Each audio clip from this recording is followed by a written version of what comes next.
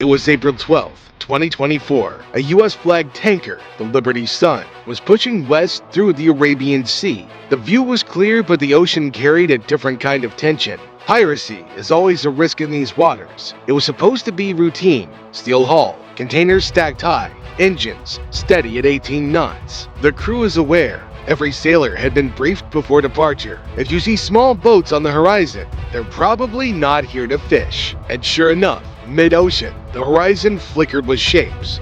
4, then 6. By the time the captain raised his binoculars, the truth was obvious. This was a well-calculated attempt led by Omar al-Yaqub, who built his legacy on blood, fear, and control of the seas. He was leading boats of armed men, AK-47s, PKM machine guns, and even the unmistakable long tube of an RPG launcher. These were organized raiders, and they were out for blood.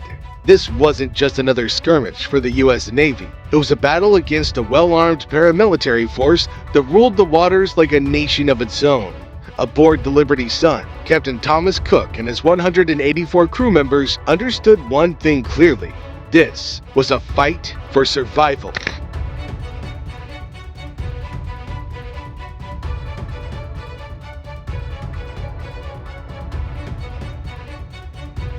The assault unfolded fast. The skiffs fanned out, approaching from multiple angles, a classic pincer maneuver pirates had perfected after years of hunting slow-moving cargo ships like the Liberty Sun. 2 boats veered for the bow, 2 swung wide toward the stern, while the remaining skiffs stayed just far enough back to lay down suppressing fire.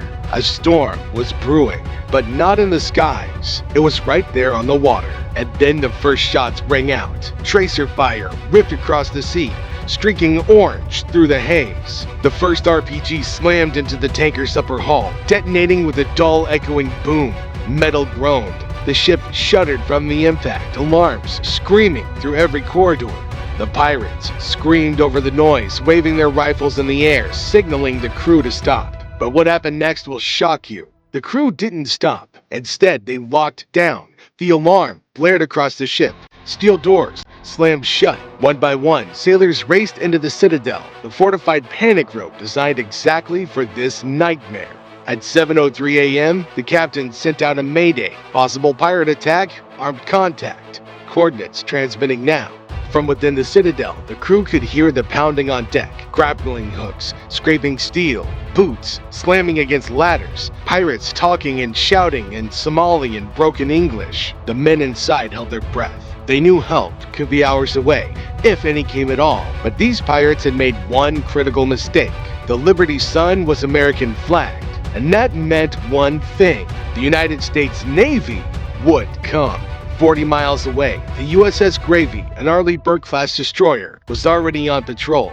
She picked up the mayday. Orders came down in seconds. Full speed, intercept course. Engines roared. Sailors ran to battle stations, and above deck, a Navy MH-60R Seahawk helicopter spun to life.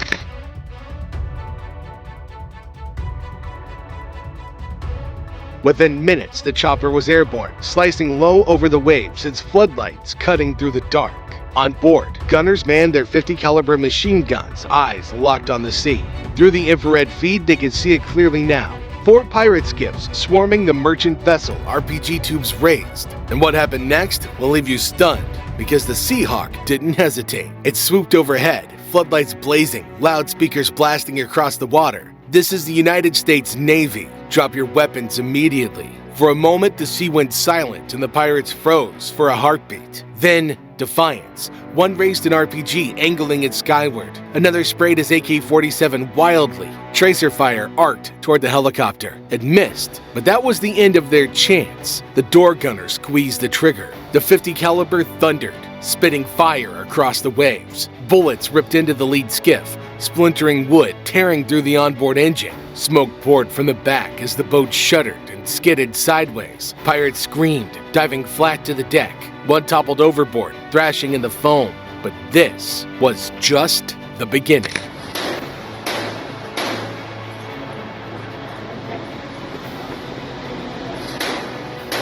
By now, the USS Gravely had closed the firing range. Her 25mm Bushmaster chain gun swiveled into place. With a metallic roar, it unleashed a burst across the bows of the second skiff. The rounds punched into the water, geysers exploding just feet from the pirates. The second burst found its mark. Explosions walked across the bow of another skiff, ripping it nearly in half. The warning was clear: stand down or die. The pirates chose death. One man lifted his PKM machine gun and let loose at the destroyer. His rounds sparked harmlessly off of steel armor, but the answer was immediate. Another burst from the Bushmaster, and he was shot dead on the spot. But what happened next was even more interesting. The destroyer's radar pulsed with returns. 3 skiffs still active, maneuvering wildly.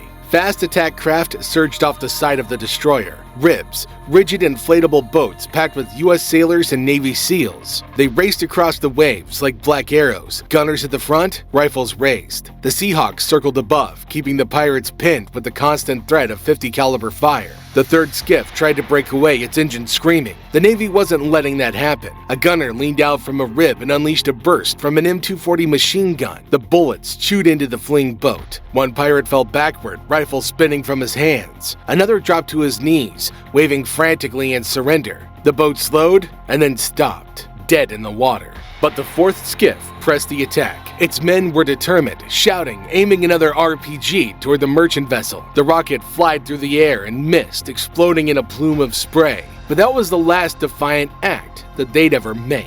From the destroyer's deck, a Mark 38 autocannon thundered. The heavy rounds ripped through the pirate craft, tearing it wide open. Water surged in. Within seconds, the skiff was sinking, men leaping into the sea, some trying to swim, others too wounded to move. This is where things escalated.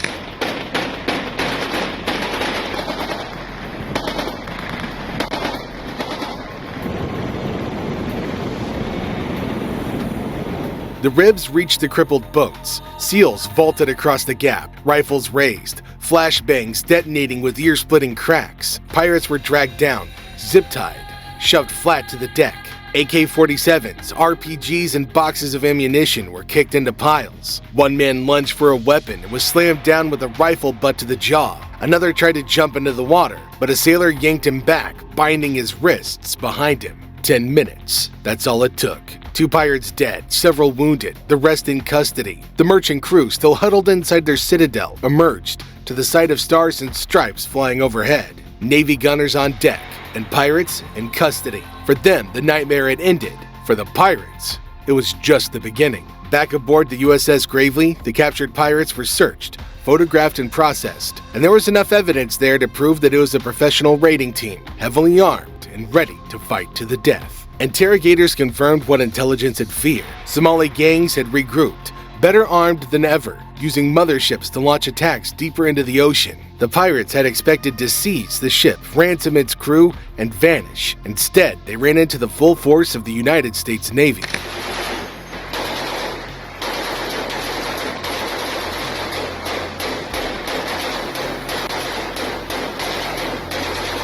The message was crystal clear. The U.S. Navy was ready to eliminate pirates in the Arabian Sea. If you enjoyed the video, remember to subscribe to the channel and let us know your thoughts in the comment section down below.